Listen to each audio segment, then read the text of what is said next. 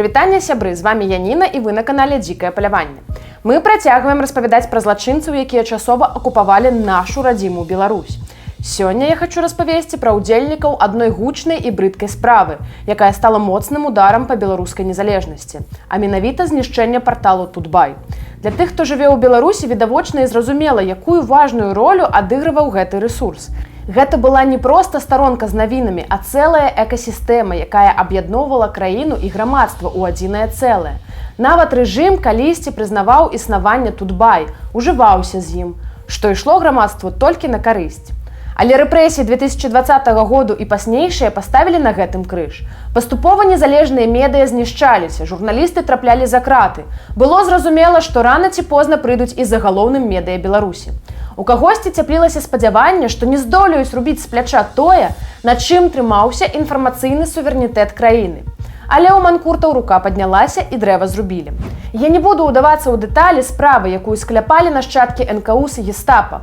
Галоўны вынік – грамадныя тэрміны па 12 год Марыне Золатавай і Людміле Чэкінай. Знішчаны партал, дзесяткі супрацоўнікаў выдаўлены за мяжу і мільёны беларусаў, якія засталіся без праўдзівай інфармацыі. Таму мы распавядзем пра частку тых, хто прычетны да гэтай бруднай справы. І калі вы ведаеце больш, то дасылайце інфармацыю на наш e-mail. Таксама я папрашу вас паставіць пад гэтым відэа падабайку, падпісацца на канал і напісаць некалькі слоў у каментарах, каб як мага больш людзей убачыла твары ворагаў беларускага народу. А калі вам падабаецца тое, што мы робім, вы можете дапамагчы нашай камандзе матэрыяльна. Усе спасылкі ў апісанні. Цяпер пачынаем. Першая ў спісе суддзя Менскага гарадскога суду Зінкевіч Валенціна. Яна судзіць за зачыненымі дзвярыма, бо адчувае, што баіцца.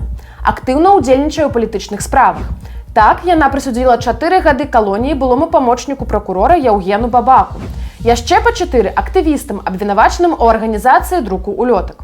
8 год былому супрацоўніку Лайв па абвінавачанню ў перадачы дадзеных тэлеграм-каналам. І яшчэ адна знакавая справа – суд на ўдавой Андрэя Зельцера Марыі Успенскай. Жонцы забітага прызначылі штраф у памеры 100 000 рублёў і прымусовае лячэнне. Нават на фоне ўсяго зробленага вельмі цынічна, але агулам тыповая суддзя з лукашэнкаўскай сістэмы, якая штампуе прысуд без асаблівай рэфлексіі, каго судзіць і за што. І такія, як яна, працягнуць сваю справу, пакуль не будуць спыненыя. Наступны – пракурор Гракун Тацьяна. Менавіта яна падтрымлівала шытыя белымі ніткамі абвінавачванне. Падчас рэпрэсій яна атрымала павышэнне і перайшла ў генеральную пракуратуру. Мае медаль за бездакорную службу. Ну і як выглядае гэта бездакорная служба з пункту гледжання рэжыму, вы ўжо зразумелі. Можна яе апісаць формулай «карай, саджай, не думай». Пракурор Гракун ёй ідэальна адпавядае. Наступны ў спісе Пракапенка Ілья, следчы па асабліва важных справах СК. Яшчэ адзін дубовы дубок, які ўзяўся за брудную справу. З яго каментарыяў можна вызначыць склад страшэннага злачынства. Кампанія планавала атрымліваць прыбытак ад існуючага прадукту і аптымізіраваць падаткі ў межах існуючых законаў. Брава, законнік хераў!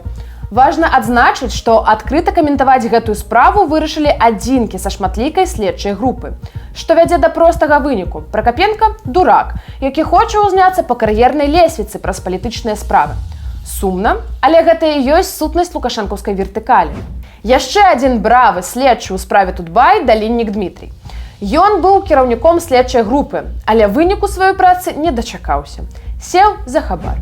Зараз знаходзіцца ў ізалятары. Што цікава, разам з ім затрымалі і супрацоўнікаў ДФР. На жаль, таксама нічога дзіўнага. Барцуны з карупцыі пры лукашэнкаўскім рэйху самі ж гэтую карупцыю і ўзначальваюць. А раз-пораз сістэма праводзіць паказальныя чысткі, дзе ніякая лаяльнасць не можа даць гарантыі. Вось такая справядлівасць для катаў. І апошняя на сёння прапагандыстка Лебедзева Ксенія. Пра яе сказана і напісана даволі шмат. Гэтая небарака з перакошаным тварам лезе ва ўсе дзіры, каб паказаць сябе.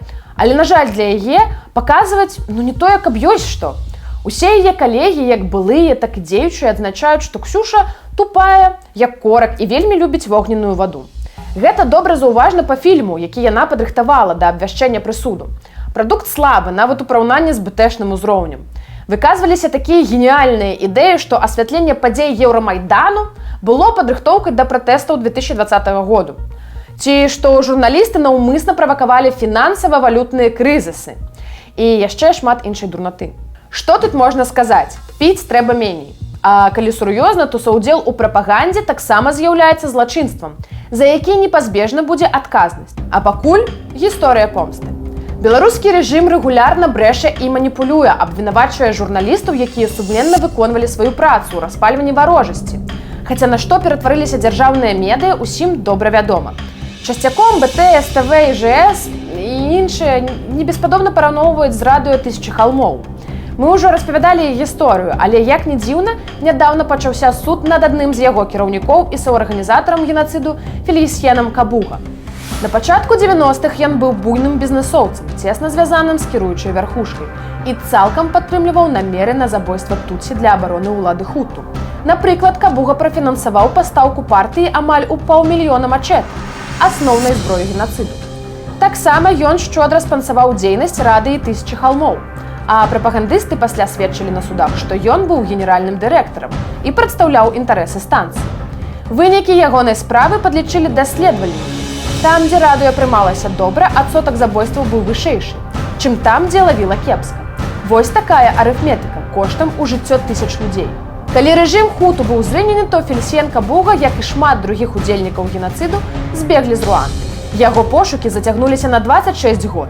За гэты час тысячы ягоных паплечнікаў атрымалі розныя турэмныя тэрміны, а то і смяротныя пакаранні. Але ў яго атрымлівалася хавацца, пакуль Кабугу ў 2020-м не арыштавалі ў прыгарадзе Парыжу. Восенню мінулага года ў Гаазе над ім распачаўся трыбунал. Для Кабугі ён хутчэй за ўсё стане апошняй падзеяй з яго жыцця. Нядаўна яму споўнілася 90 год.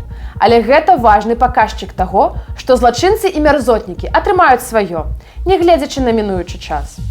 На сёння гэта ўсё. З вами была Яніна і да новых хуткіх сустрэч. Дзякуй, з вами было дзікае паляванне і жыве Беларусь!